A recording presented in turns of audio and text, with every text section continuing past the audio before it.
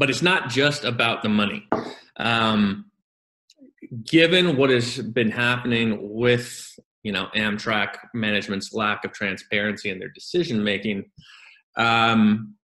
we've worked with members of Congress who are equally unhappy, and I think the Southwest Chief was actually kind of a triggering event for a lot of these conversations about how there needs to be greater oversight from Congress and from appropriators, authorizers, and how Amtrak makes their network planning decisions. So, we saw them clarify to Amtrak that although you run as a for-profit entity, you are in fact providing public service, and your job is to provide reliable national intercity passenger rail service now and in the future. We saw a lot more interest in providing a national network voice on the Amtrak board. So there was a realignment, and there's going to be some dedicated slots for Amtrak served communities on the national network. We saw the elimination of a very unpopular policy proposal from Amtrak, which would have imposed mandatory arbitration. We saw Congress say, you're going to need to establish an Office of Community Outreach and increase transparency for how you deal with those Section 209 costs that we talked about earlier.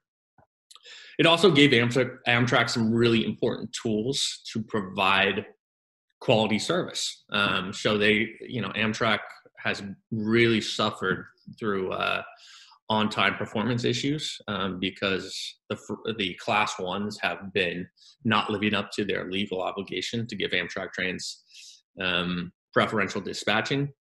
And so Congress said, you have, the right of individual legal action as a company to go make sure that the freights are treating you like they're supposed to. And this seems like a small thing, but we heard about this from our members.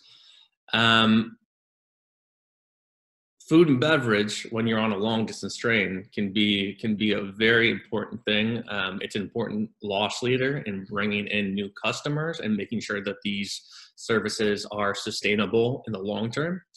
And so we worked with Congress to establish a working group where passengers will have a voice when Amtrak makes decisions affecting food and beverage.